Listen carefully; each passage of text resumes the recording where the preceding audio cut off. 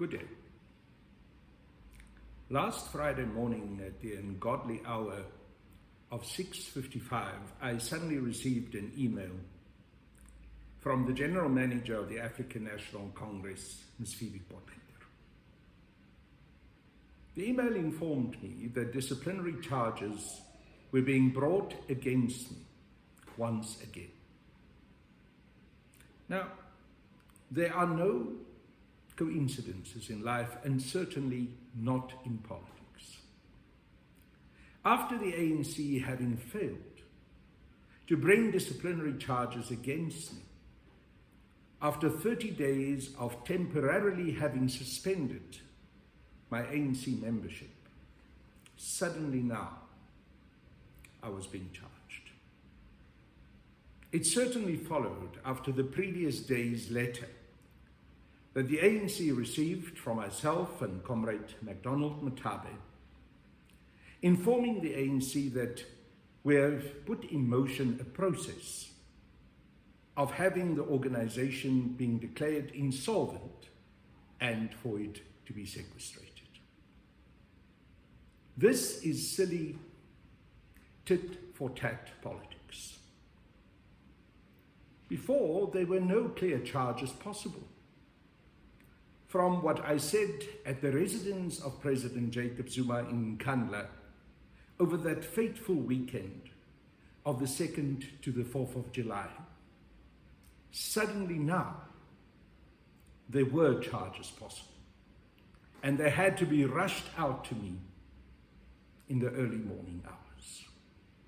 More so, they had to be rushed out in such an untidy way that the first part of the letter refers to dates which do not relate to the charges in the second part of the letter. So evidently, the prosecutor or the person who prepares these charges, a rather junior gentleman with the name of Uriel Abrams, was so under pressure and rushed to put these charges out that he cut and pasted two different letters. The first one was obviously meant for someone else. And then he slapped on the charges that previously could not stick with me. So let us now have a look at this ignominious letter that I received from Ms. Potgieter, and which was apparently approved by the Deputy Secretary General of the African National Congress, Ms. Jessie Duarte, who now, after the Secretary General of the African National Congress, Comrade Ace Magashule, had been forced to step aside after the so-called step-aside resolution had been reformulated and redrafted, no longer reflecting the true resolution that was taken at the 54th National Conference of the African National Congress, and managed to succeed through this redraft, new resolution, so to speak, to push the Secretary General to be suspended. So, Ms. Duarte, who has now usurped these powers, instructed Ms. Potgieter to get Mr. Uriel Abrams to write me this letter of charges that are now once again in a rehashed fashion being brought against me. And this letter reads, and I'm going to go through it paragraph by paragraph, and I'm asking you as listeners to be a little bit patient if it takes a while, because it is important to deal with these issues in detail and show them up for the true farce that they are. So the letter starts to me as a senior member of the African National Congress, in fact, as a veteran of 42 years, almost 43 years of uninterrupted service and membership to the African National Congress. It says, "You are informed that when you voluntarily joined and was accepted as a member of the ANC, a voluntary political organization, you made a solemn declaration inter alia to abide by the aims and objectives of the ANC, other duly adopted policy positions, respect the organization and structures, work as a loyal member of the organization, defend the unity and integrity of the organization, and combat any tendency towards disruption and factionalism, as set out in Rule 4.16 of the ANC Constitution. Now, Mr. Abrams, you may be a bit young to remember that I dedicated the whole of my young teenage life and young adult life to the African National Congress. That in 1983, when I was only 23 years old, I was arrested by the then apartheid security police, detained for months, severely tortured, eventually charged with high treason and sentenced to a 15-year political imprisonment period. Mr. Abrams, you may be a little bit young to remember what I said in court when I explained why I joined both the African National Congress and Umkhonto weSizwe, and when I challenged Mr. Jan Swanepoel, the prosecutor, and said to him, I will be prepared to take further military action against the apartheid regime, and that regime is truly committing crimes against humanity. That if need be, I'd be prepared to kill the then president, Mr. P.W. Botha. And also, Mr. Abrams, you may be a little bit young to recall that Mr. Justice Myburgh threatened me with a death sentence when I said these things. So yes, I'm very aware that I voluntarily joined the ANC and that I made many sacrifices, that I lost contact with my Afrikaner family and that they rejected me. That the only family, after a period of time, that I had and which I can still claim today is indeed the African National Congress. That I have dedicated my life to this liberation movement, and that I truly understand Rule 4.16. So the next paragraph reads that in terms of Rule 5 of the ANC Constitution, you had the duty inter alia to take all the necessary steps to understand and carry out the aims, policies and programs of the ANC, combat propaganda detrimental to the interest of the ANC, and defend the policies, aims and program of the ANC. Mr. Abrams says, certainly I did so. As I've just pointed out to you, I dedicated my whole adult life to that objective. I fought every day of that life for the revolutionary ideals of the African National Congress and my understanding that the ANC stands for the full liberation of our people, not just to have the democratic vote, but certainly also to be economically liberated. I understood very clearly when I listened to the longest serving president of the African National Congress, Comrade O.R. Tambo, on Radio Freedom. And he told us that liberation in terms of the vote, democracy, and economic liberation goes absolutely hand in hand. And the one without the other is certainly not full liberation. So in the third paragraph, Mr. Abrams wrote to me that Rule 25(2) of the Constitution of the African National Congress places an obligation on all members, including myself, to familiarize myself with the contents of the ANC Constitution, standing orders, rules, regulations, resolutions, and policies adopted or made in terms of this Constitution. And I understand it very well.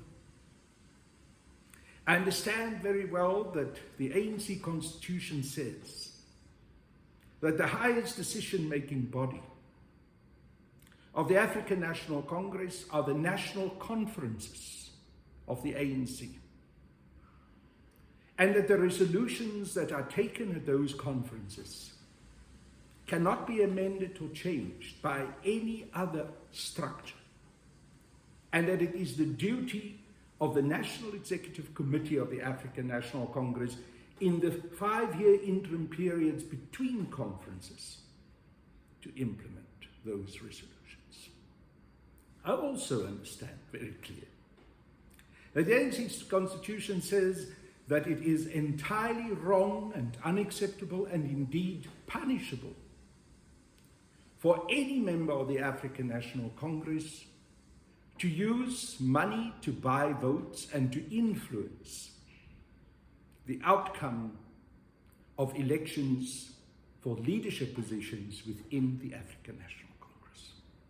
It is in that context that I so clearly understand why 9 members, ordinary rank and file members of the ANC, wrote a letter to the Deputy Secretary General, Comrade Jesse Duarte, a while ago, and demanded that President Ramaphosa should be charged by the National Disciplinary Committee of the African National Congress because of the serious indications of vote buying and the use of large sums of money to have influenced the elections of the 54th National Conference for the presidency, for national office bearers, and in general for the additional members of the National Executive of the African National Congress.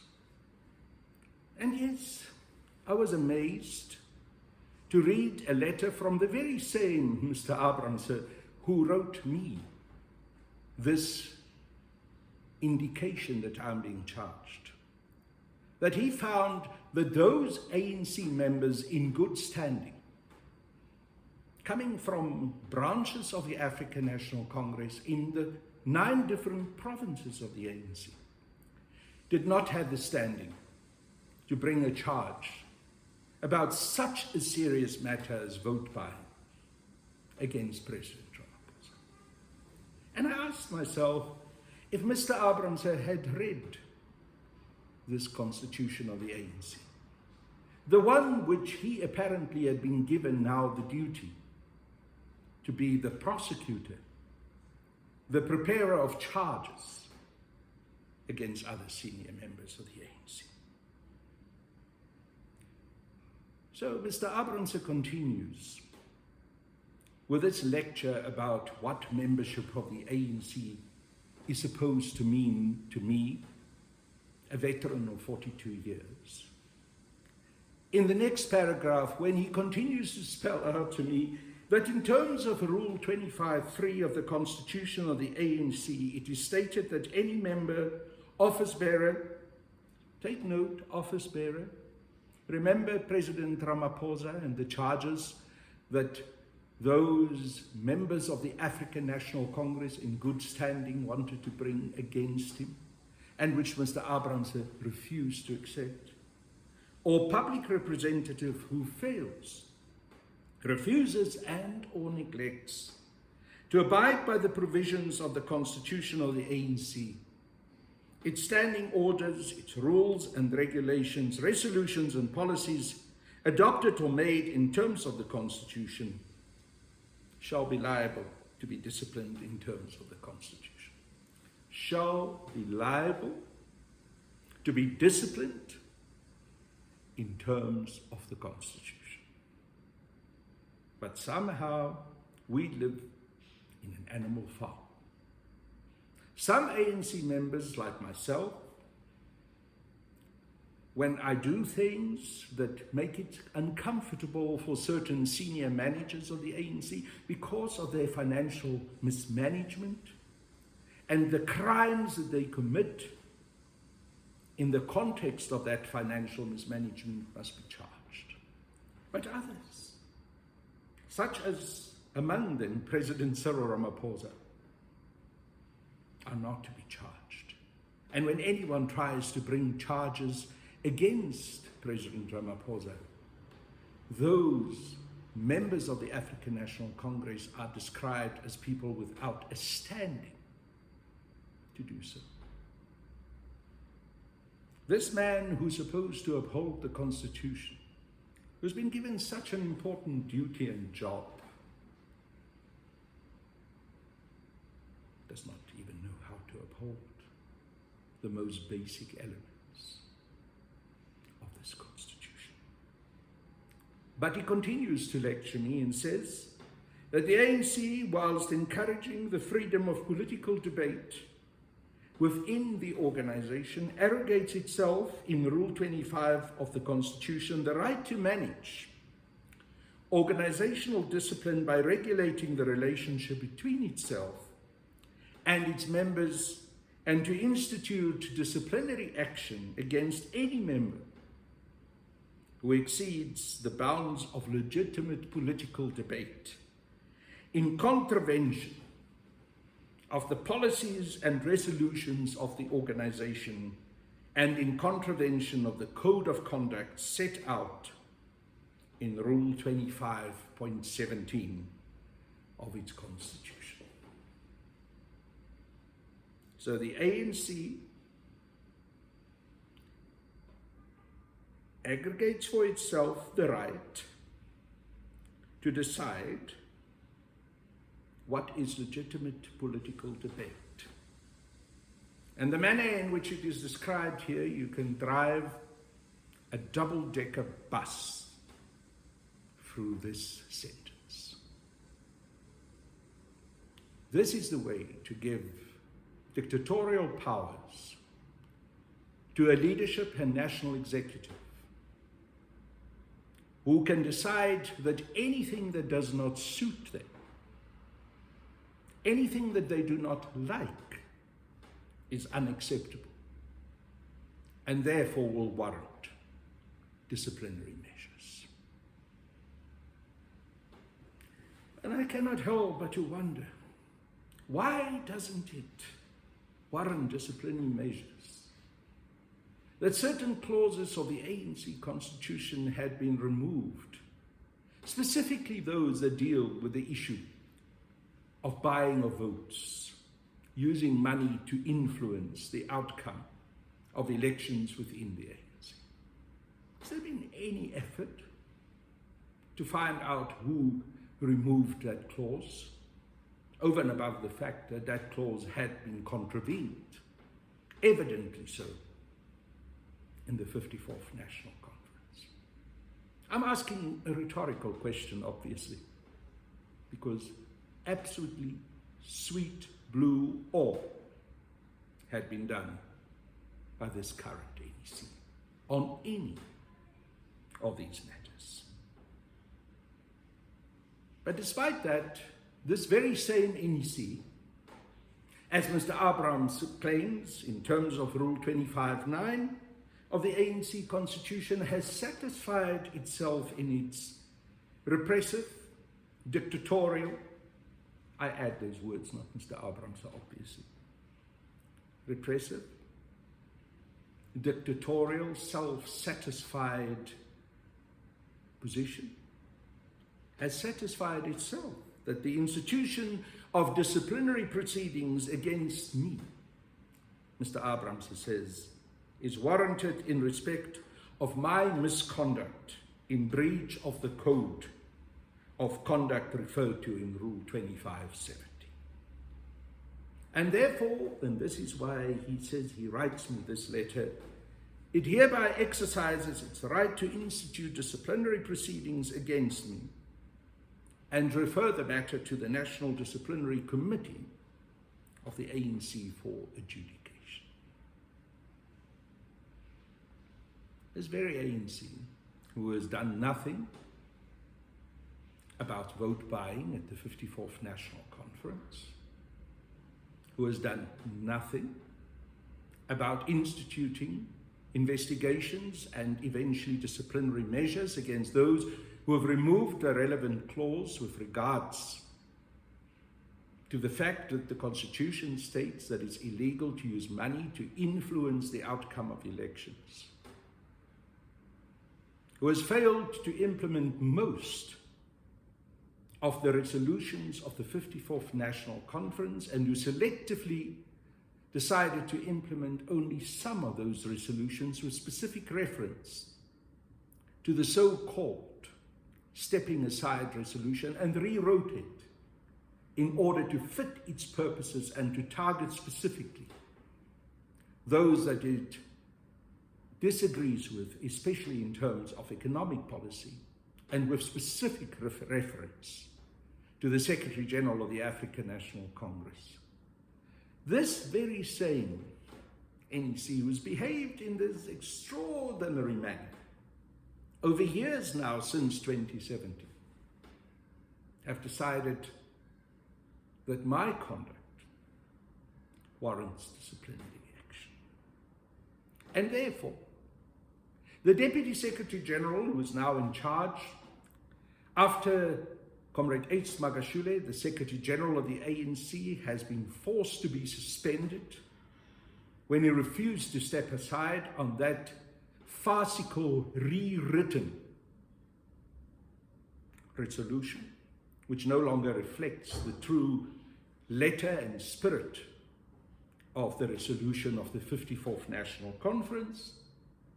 That very same Deputy Secretary General, with those usurped powers, now acting in terms of Rule 25(9) of the ANC Constitution, in her capacity as the office bearer that is able to do so without having to refer now to the Secretary General, because she's one of the officials, that she's actually taken over the duties, the tasks of the Secretary General, that she's acting now on behalf of the NEC and NWC,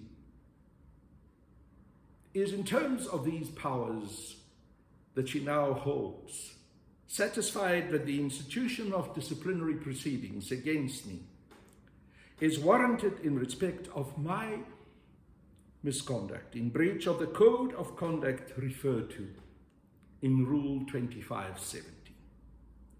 And more specifically, and here comes the interesting part, the part that shows us that this is a cut and paste job. For my utterances made on the 29th of June, the 7th and the 8th and the 9th of July, claims detailed below, and therefore she exercises her right to institute disciplinary proceedings against me, and she's referred the matter to the National Disciplinary Committee of the ANC for adjudication. As we go further down to this second part of the cut and paste job letter, we find that the dates that Mr. Abrams referred to are not the dates referred to in the charges that are brought against me.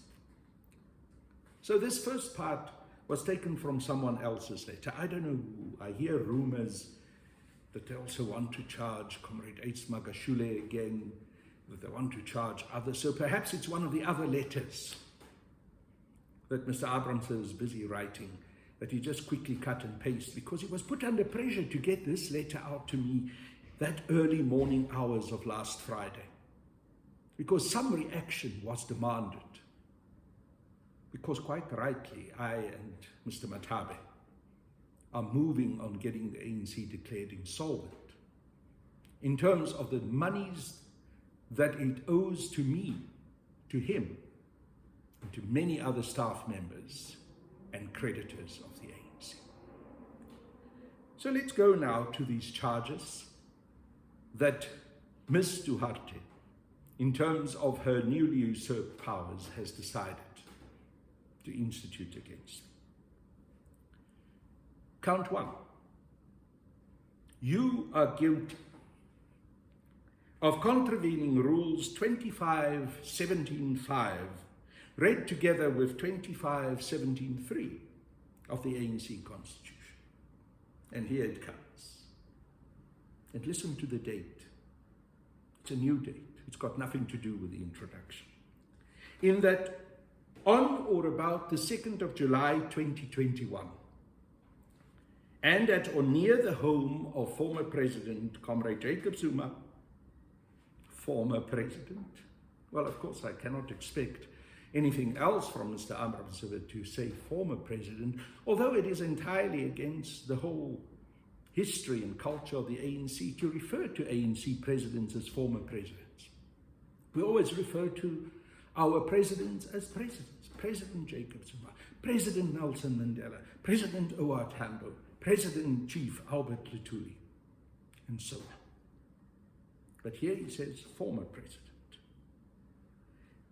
At his house, at his residence in Kandla, in KwaZulu-Natal, you organized or alternatively participated in a briefing to the media, which was broadcast live on national television, and said or uttered words to the effect inter alia. And here he's presenting a quote, not entirely correct, probably taken from one of the white monopoly capitalist newspapers, all cut and pasted together in order to create a certain impression. But let us listen to this quote. I said, according to Mr. Uriel Abrams, and I open quotes, "This is the most tragic week in the history of South Africa, when President Zuma is humiliated once again. The ruling of the Constitutional Court is a travesty of justice. For 22 years, President Zuma was pursued by the enemies of the people.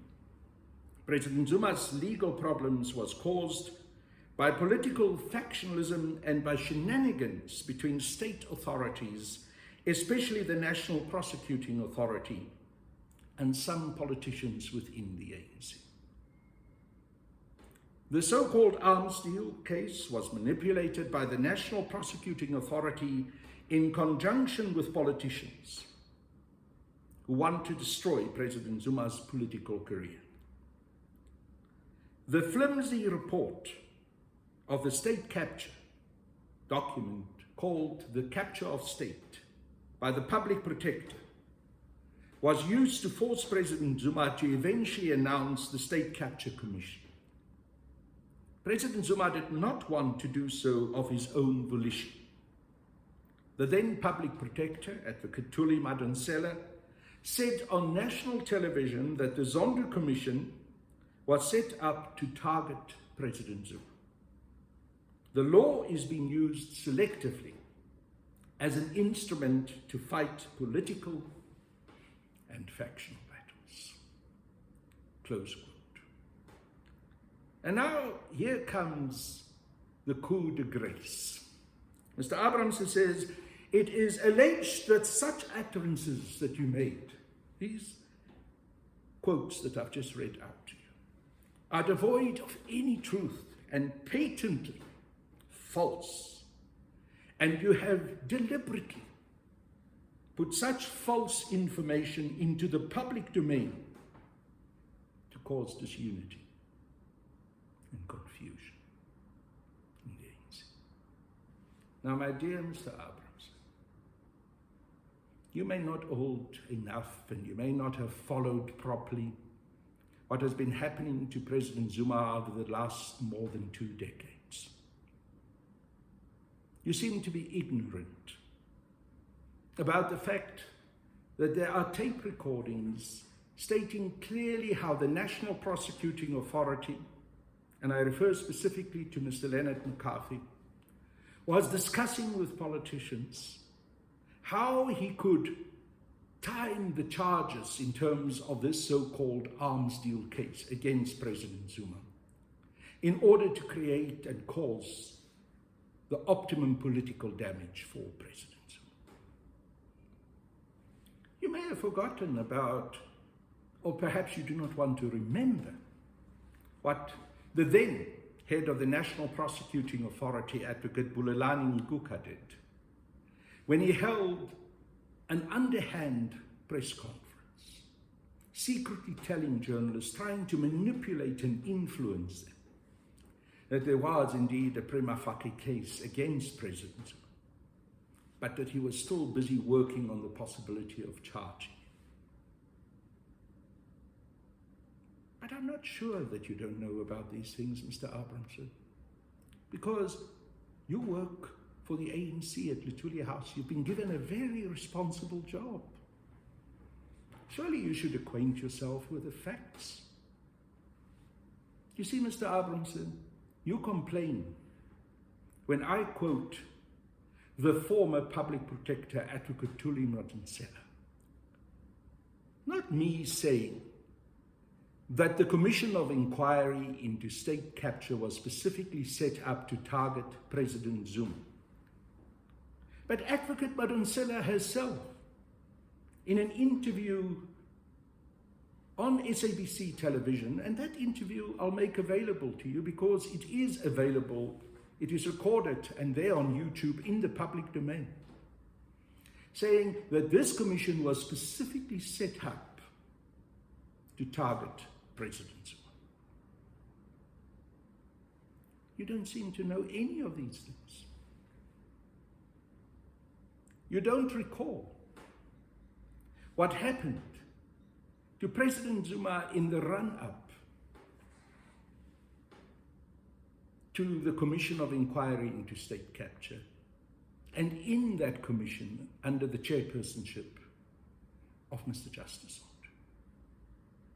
You don't seem to know anything about the concerns that President Zuma articulated about the biasness of the chair of the commission, about his application for the chair to recuse himself, about how the chair turned himself both into a material witness and judge in the matter, how the chair rushed charges against President Zuma, administrative charges, not criminal charges, in contravention of many, many parts of our law, to the Constitutional Court when President Zuma still had an application with the High Court for Mr. Justice Zondo to recuse himself.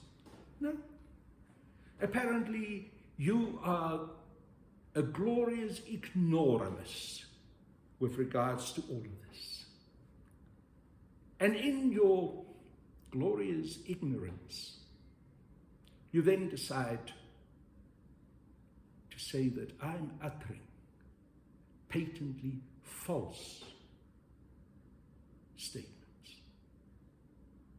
Now let me clarify you, Mr. Abrams. I went to Kandla on the 2nd of July under the clear instruction of the National Executive Committee of Umkhonto we Sizwe Military Veterans Association. In fact, I was part of a meeting of the National Executive of MKMVA that very same afternoon before I called the press conference.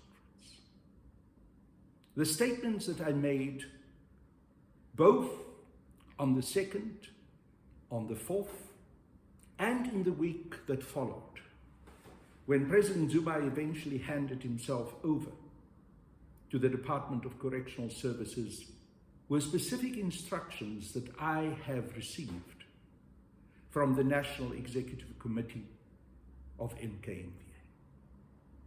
When I appealed that very ill-conceived temporary suspension that was brought against me, I attached to it a letter from the late president of MKMVA, Comrade Kebi Mapatsu, where he spelled out that everything that I've done at that press conference and in the period that I was at Kandla, and subsequently also at the time when President Zuma was arrested and the day after, because I see you refer to it later in this cut and paste job letter of yours, on the day after President Zuma was already taken into custody at the Department of Correctional Services, was done under the instruction of NKMVA and the leadership of NKMVA. You had access to that letter because I sent it as part of my appeal against that ill-conceived temporary suspension. So you know exactly why I said what I said, why I did what I did throughout that whole period. In fact, you cannot claim ignorance. What you can claim and what I can claim is malicious misinterpretation and a refusal to accept the facts as they stare you in the face, blatantly so. But let us return to the next paragraph of this parody of justice. The ANC alleges, says Mr. Abrams, further that the table at the press briefing, listen to this, was covered with an ANC tablecloth, and that although you purported to speak on behalf of the MK Military Veterans Association, you did not object to the use of an ANC tablecloth, thereby deliberately creating the impression that the ANC was part of the press briefing. The politics of the tablecloth. Now, my dear Mr. Abrams, the African National Congress and Umkhonto weSizwe as the military wing of the ANC and Umkhonto weSizwe Military Veterans Association, representing the liberation fighters of Umkhonto weSizwe,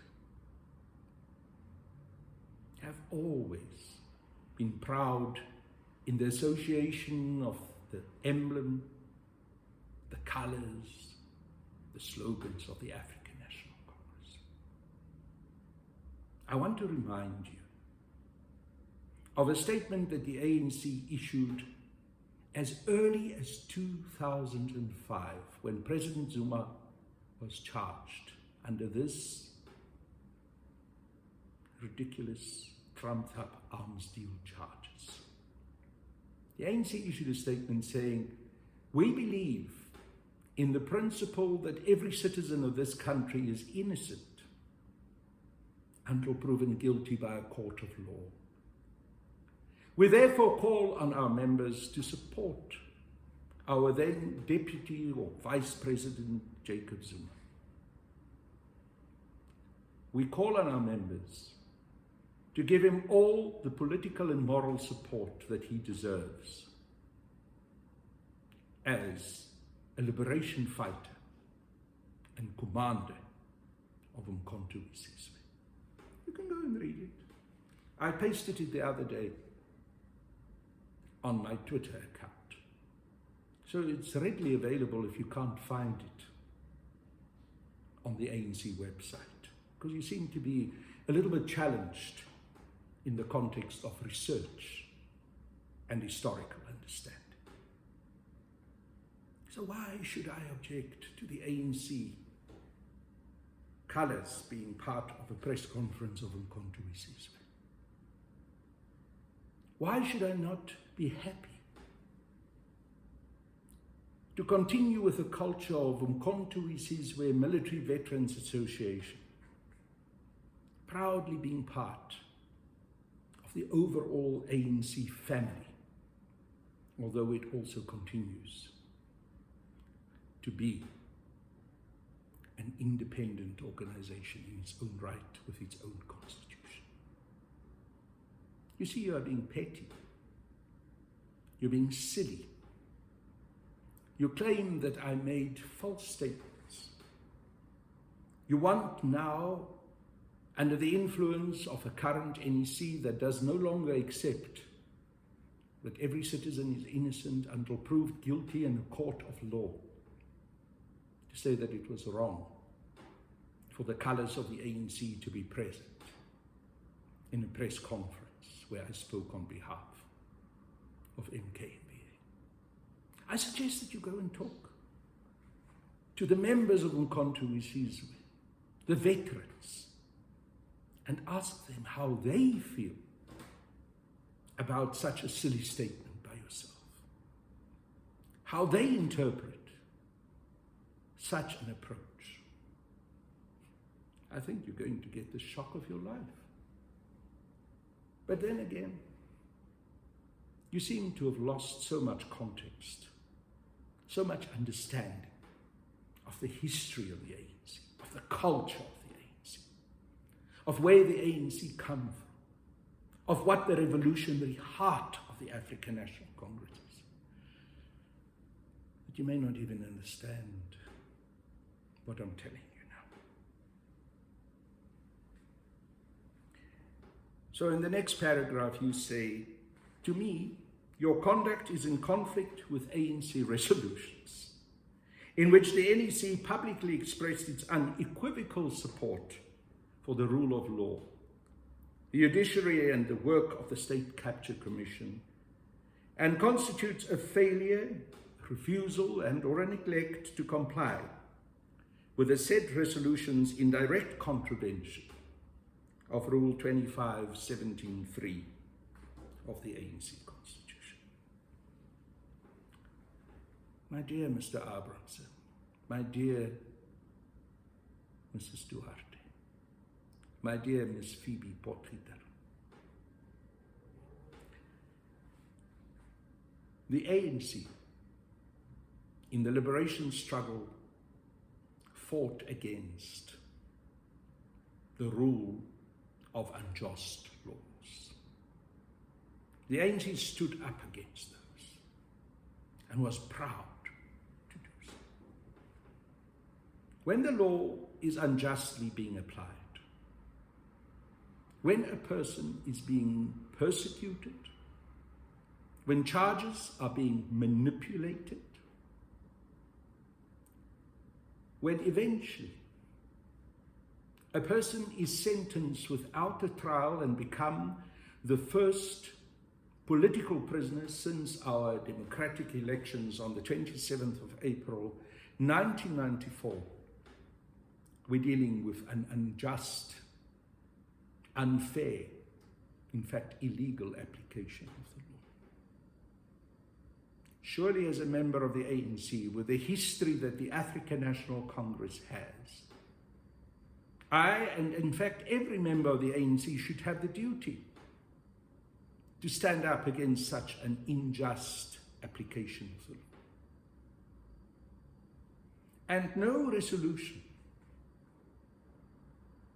by whoever can change that.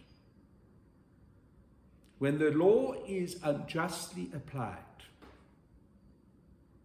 when courts are being used for factional political reasons and purposes, when judges and the legal system is becoming increasingly under the suspicion that money has changed the proper application of the law, when Lady Justice is no longer blind, but the blindfold has shifted, has fallen off, and now the law has eyes. It identifies certain people to be charged, it ignores others. It gives them always a chance, a get-free card in this unjust monopoly game of political factionalism. If that is the case, then surely I, as an ANC member, have the right to say, no ways, this is wrong. But instead of accepting that, instead of acknowledging that right that I should have, in fact, that every member of the ANC should claim for itself in terms of its history. You say that my utterances are devoid of truth. Really? Devoid of truth and are patently false. Is it false? Is it devoid of truth that President Zuma had been imprisoned through an administrative process by the Constitutional Court without a trial?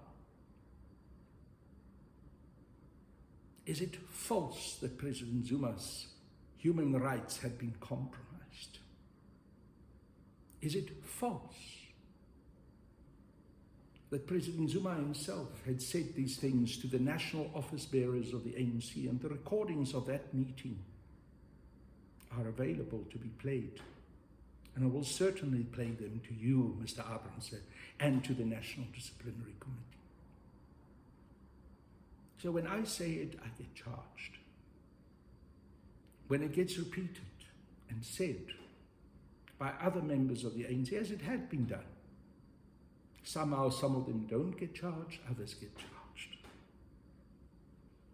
Animal Farm on steroids. No equality. The law is not blind. The Constitution is applied selectively. People are being targeted in terms of the levels of irritation that they cause the leadership. So, there we go. There we go, Mr. Abrams. But you have not finished with this arraigned inquisition that you conjured up for me. You come with a first alternative count, that I'm guilty of contravening Rule 25-17-70, in that by my foresaid conduct, having called a spade by my foresaid conduct, I am guilty of prejudicing the integrity and repute of the ANC by creating divisions within its ranks and membership with my so-called false news. Really? I am guilty of prejudicing the integrity and repute of the ANC.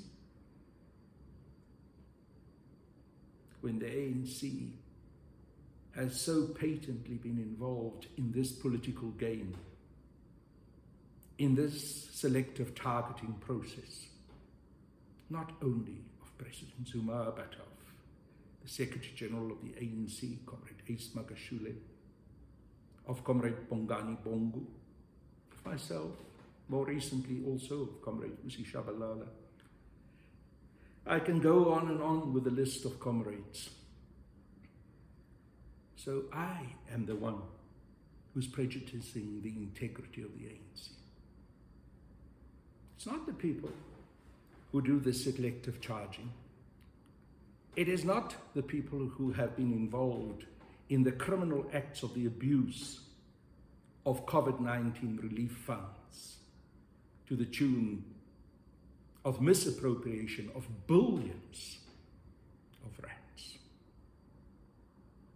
It is not Oscar Mabuyane, against whom the public protector has made an incriminating and serious finding,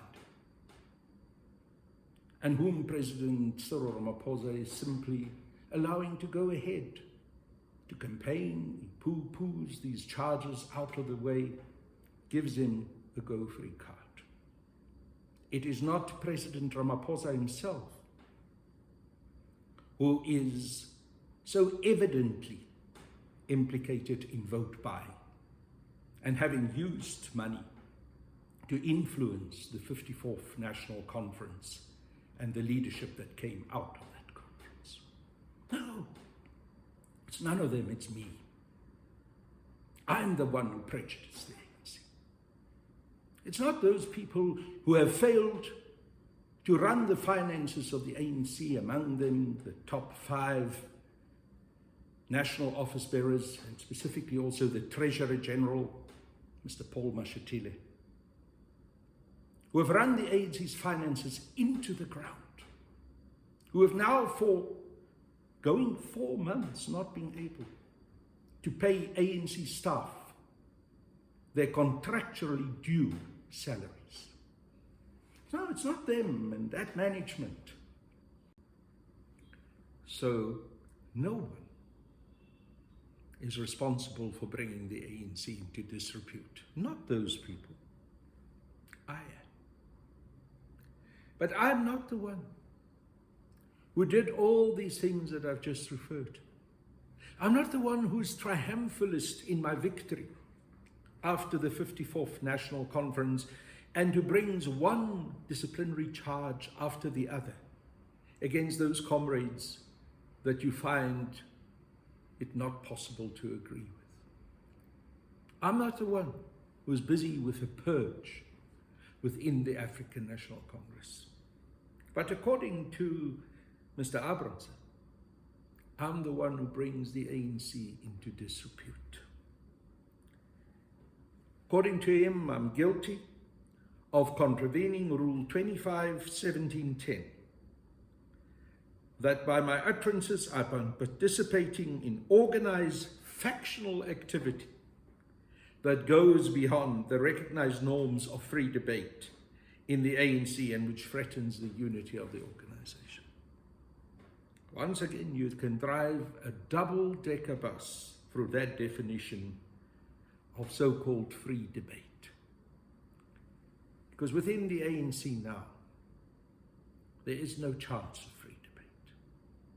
If you push for radical economic transformation, which anyhow is the official economic policy program of the ANC, you are called a factionist. You are told that you should be thrown out of the organization. The resolutions of the 54th National Conference with specific reference to radical economic transformation has become anathema. I'm not the one who runs one disciplinary hearing after the other against those that I do not find common ground with. I'm not the one who have rewritten resolutions such as the stepping aside resolution in order to specifically target certain comrades who you perceive as political opponents. I'm not the one who forced the Secretary General of the ANC into the terrible suspension that he's faced with now.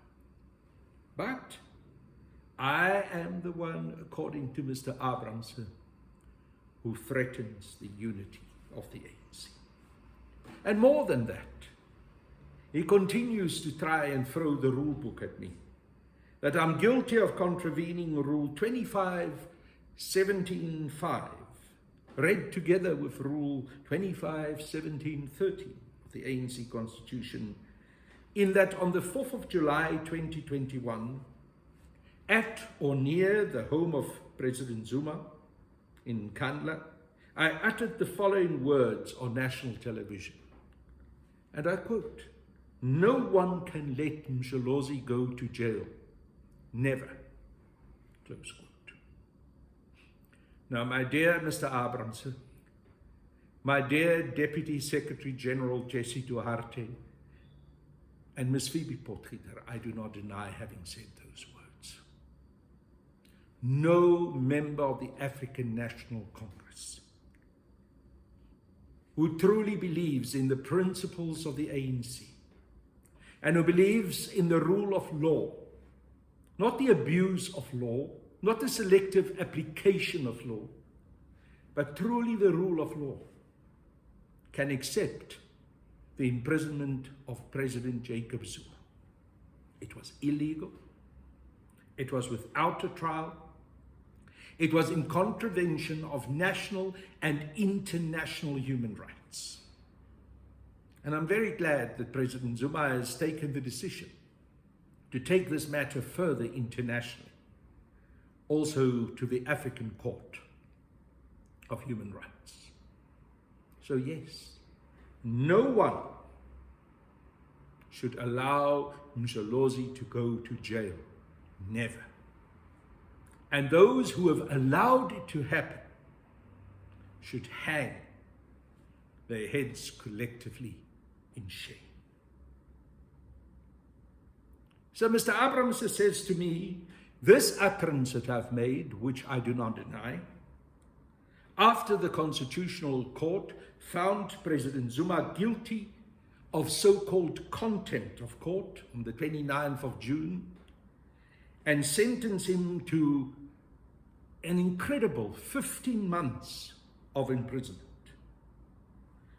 That this statement that I made was, according to him, in defiance of the ANC National Executive Committee's position, that the ANC as a political organization must maintain and respect the separation between party and state, and consequently could not interfere with the judicial arm of the state and the rule of law.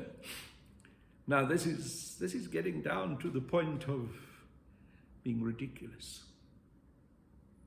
I've just given you a litany of examples how certain members of the African National Congress have interfered in the legal matters of President Jacobs. President Zuma had written one letter after the other during the period that he was being arraigned by the Constitutional Court, showing how there's been political meddling in all the cases against him, and specifically also in this matter of the Constitutional Court. And of course, how we end up there because of the inquiry into state capture. I've given you examples of how President Zuma was specifically targeted by this commission, and that the report that Advocate Thuli Madonsela wrote, which led to the eventual formation of the commission, was specifically meant to target President Jacob Zuma, meant to target him, and she admitted it in her own words.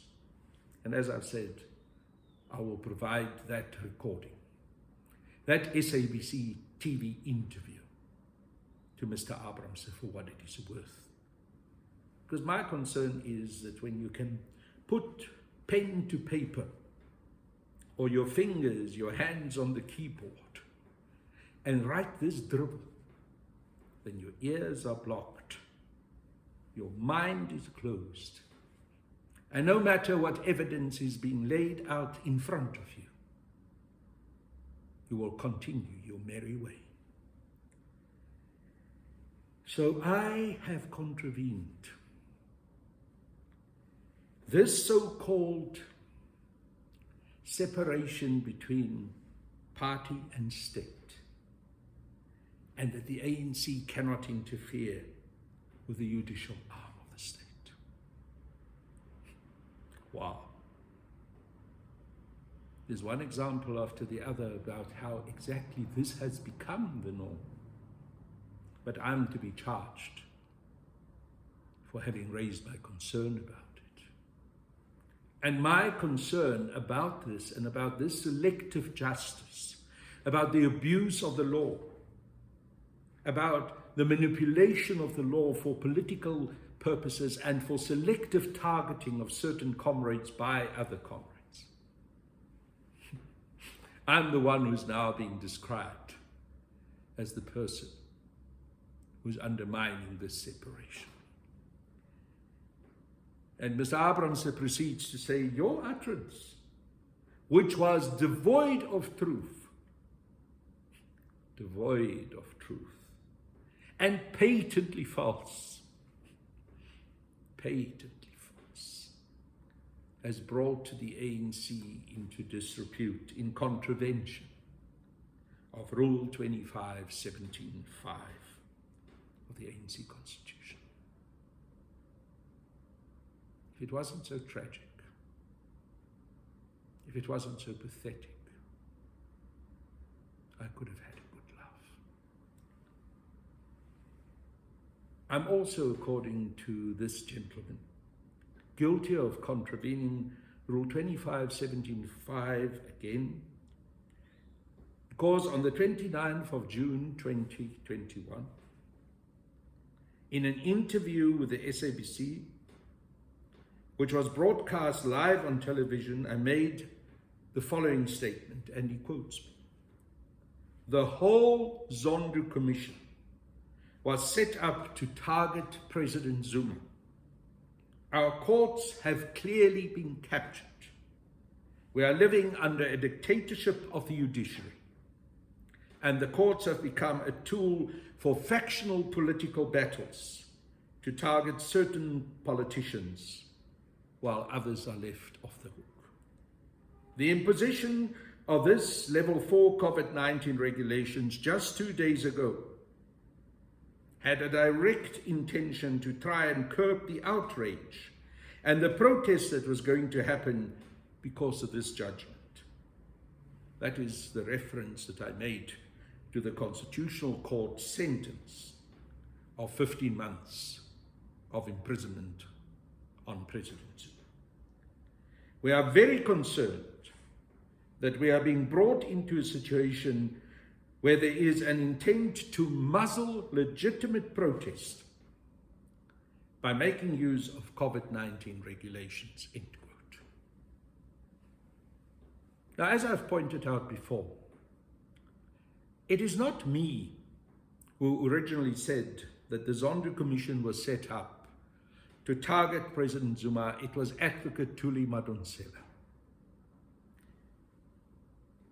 And I am convinced, on the basis of the evidence that we've seen, including the partisan behavior of our courts, especially our Gauteng North High Court, and also the Constitutional Court, that there's a clear process of capturing of our legal system and of the courts.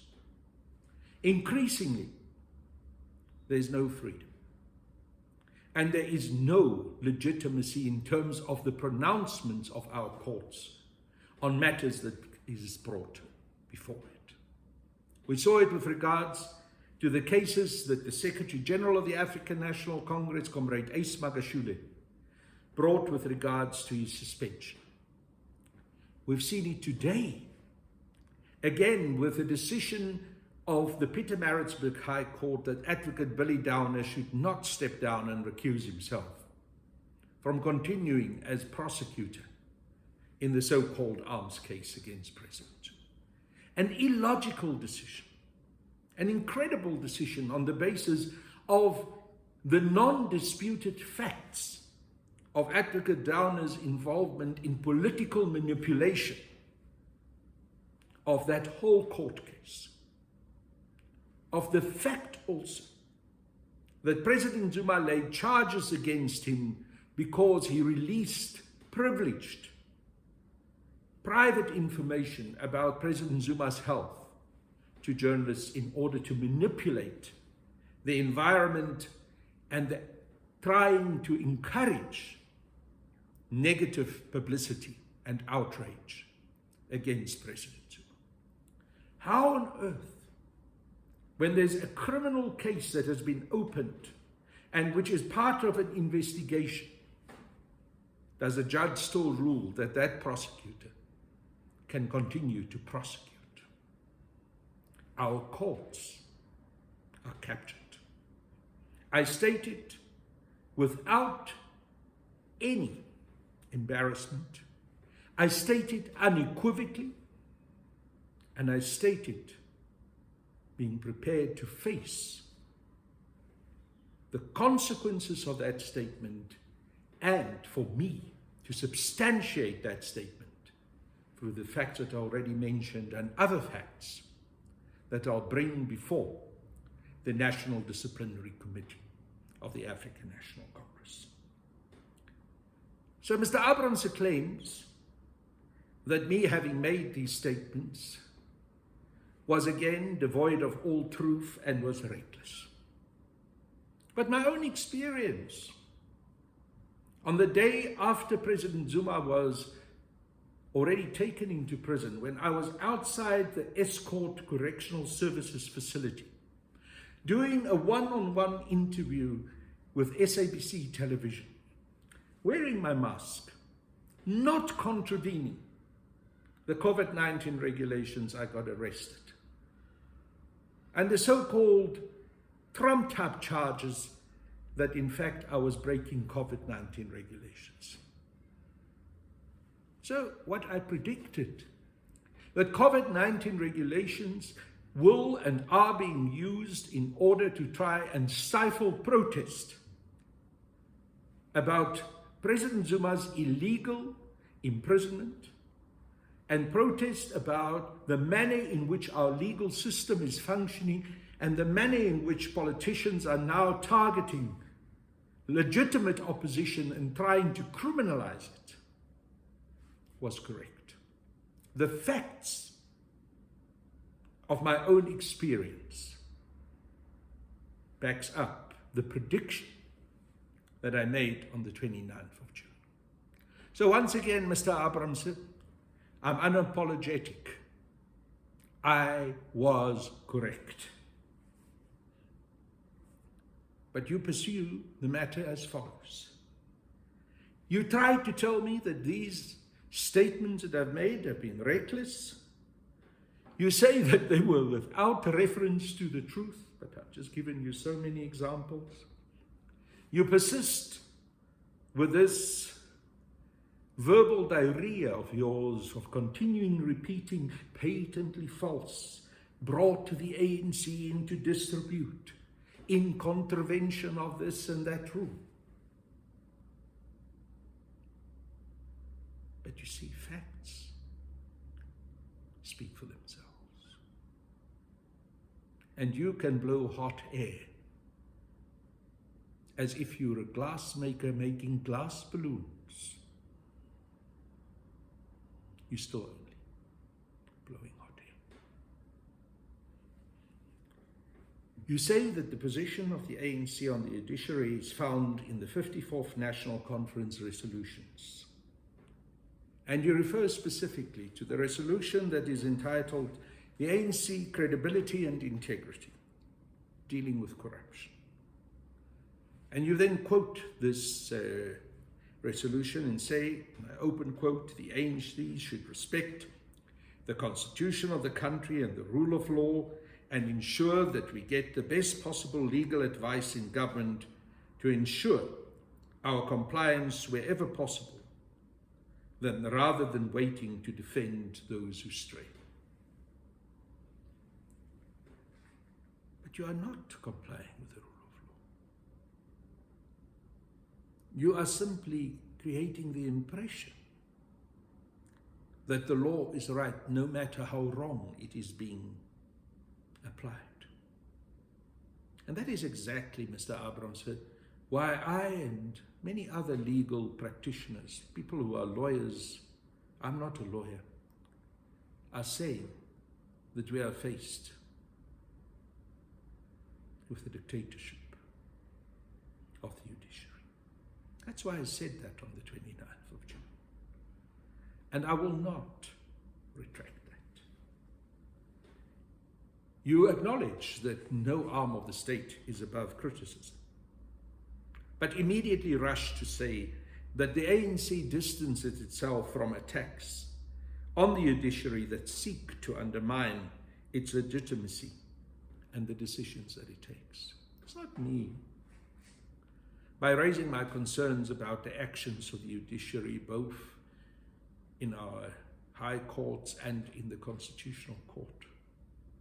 It's not my words that undermine the legitimacy. It's the actions of these courts, and specifically the behavior of the majority of judges and the majority judgment in the Constitutional Court that sentenced President Jacob Zuma illegally without trial to 15 months of imprisonment.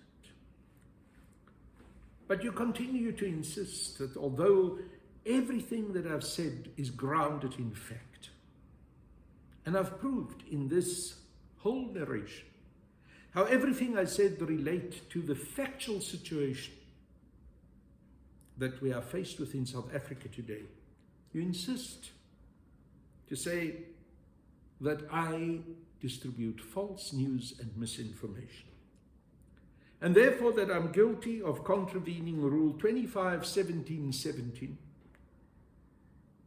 and that by my aforesaid conduct, I'm guilty of prejudicing the integrity and repute of the ANC by creating divisions within its ranks and membership. I'm not the one who divides.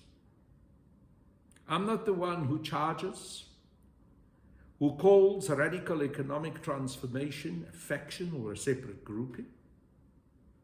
I'm not the one who runs one inquisition in terms of the National Disciplinary Committee after the other. If it's not Supra Mohamupelo, then it's Vusi Shabalala. If it's not Vusi Shabalala, it's Carl Niehaus. If it's not Carl Niehaus, it is Ace Magashule. If it's not Ace Magashule, there are threats against Tony Ngeni. And I'm just talking of the most and the more well-known names. There are many, many more within the regions and branches who face the same experience. So you claim that my actions are in conflict of ANC resolutions, where the ANC, NEC expressed its unequivocal support for the rule of law, the judiciary and the judgment of the Constitutional Court, and by criticizing that judgment, by questioning whether we do have the rule of law, and whether the implementation of the rule of law, when it is unfair, when it is repressive, when it targets certain people while others are being left off the hook, that is then un-African National Congress. And by raising those concerns, one brings, according to you, Mr. Abrams, and the rest of the coterie of people who sent me this ridiculous document of charges. That means that ANC is brought into disrepute. And now we come to the final charge. This relates to what I said the day after President Zuma handed himself over to the Department of Correctional Services, and on the 8th of July, outside the Escort Correctional Facility, where President Zuma was then incarcerated, I said to the SABC Broadcasting Corporation, at least you do acknowledge that I was busy with a one-on-one interview. You do not explain how it then came about that I was arrested as if I was addressing a crowd of people, which they weren't even present in front of the court, in front of the Correctional Services facility. You complain that I've said, and I open quote, "An injustice was perpetrated on President Zuma. The law was being weaponized as an instrument of factional politics." Close quote. Yes, I said that. I stand by it 100%. I've given you one example after the other about how our courts have been weaponized over more than 2 decades against President Jacob Zuma, how it's been weaponized against Comrade Ace Magashule, how it was weaponized with the charges against Comrade Bongani Bongo, how it is now being weaponized against me through those flimsy COVID-19 contravention regulation charges, which holds absolutely no water. Yes, Mr. Abrams, the law is being weaponized, and the law in this country has become an instrument of factional politics. So you can say what you want. You can claim that the import of my utterance is that the South African judiciary is not independent and that the judicial arm performs its responsibilities in accordance with the dictates of ANC politicians. I cannot deny that. There's ample evidence that that is exactly the case. So when I state a fact, you say I bring the ANC into disrepute. The reality is it is the ANC leadership who behave like this, who do these things, who allow these things to happen, who abuse the law and weaponize the law for their factional political purposes, that bring the ANC into disrepute. It's not me, it's them. And that is why I've said throughout this election campaign, where I've campaigned strongly and openly for the African National Congress, that I love the ANC, that I want to see the ANC gaining a resounding victory in the local government elections on the 1st of November. But that the leadership who failed the ANC, both administratively and politically, mismanaged the finances of the ANC and messed up the politics of the ANC, abused the legal system, used the law as a weapon for factional political purposes. That leadership must go. I've said so at election rallies, and I'll say it in this recording. They failed. They will no longer be able to shape up because it's gone too far. So there's only one way for them. They must ship out. Finish in Klaar. Whether you like it or not, I can't care less. That's a reality. It's a fact. And I stand by it. Now let me conclude with the final count or final charge that you decided to arraign against. You say on the 9th of July 2021, after I was suspended by the ANC, I issued a statement uttering the following words. I opened quote. Good morning, fellow comrades and all South Africans who are outraged by the continuing unjust and vindictive imprisonment of President Jacob Zuma. It is a disgrace for the ANC to imprison President Jacob Zuma, and we should not allow ourselves to be silenced. Close quote. It's true. I said that. And you're right to say that that was recorded and is on the Cape Talk 567 AM radio station's podcast, and it is there for anyone to listen to. I said very clearly that it is wrong that President Zuma was imprisoned and that this was a vindictive imprisonment. I also committed myself, if you listen carefully to that recording, to peaceful protest within the confines of the law. But I did say it is a disgrace for the ANC to have allowed the imprisonment of President Jacob Zuma. And those of us who do not want to see him imprisoned and wanted to see him released immediately should not allow ourselves to be intimidated and silenced.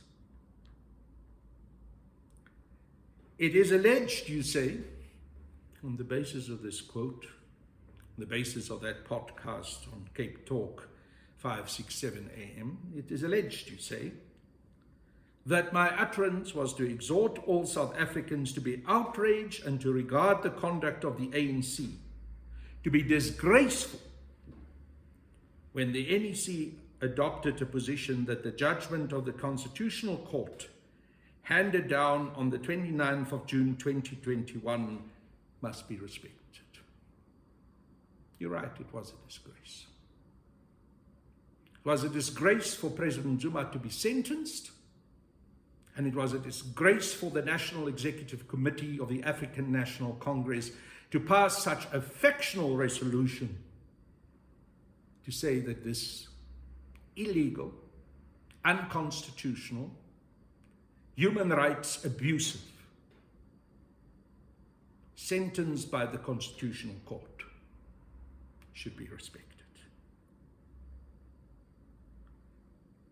So I conclude, Mr. Abrams. You can call me whatever name you want to. You can write charge sheets and cut and paste them together in a rush to try and act against me. My behavior is not in conflict with the basic principles of the African National Congress, nor with the Constitution of the ANC. My concern is with the National Executive Committee that comes up with resolutions that fly in the face of the whole history of liberation of the African National Congress, and flies in the face of the history of the ANC that was very clear that it would resist the rule of law when the rule of law is repressive and illegal and is an aberration of justice. You cannot now suddenly come and pass resolutions talking about the rule of law when there is no rule of law, but only targeting, repression, and illegality. So it's fine. I've gone through these charges. I've answered them now.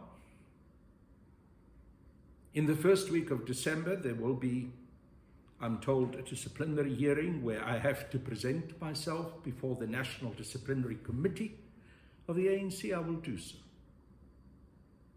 And I will stand there proud, stating my case unequivocally as I've done in this video. I'm not going to be intimidated, Mr. Abramson. I will not be intimidated by any of you. I know the history of the ANC. I know why I joined the ANC. I know why I'm still a member of the ANC.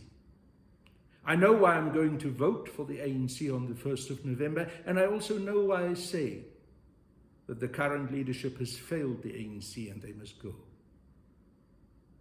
I will state my case. I am ANC. The ANC is my family. My blood is black, green, and gold. I joined when I was 19 years old. I sacrificed my whole life.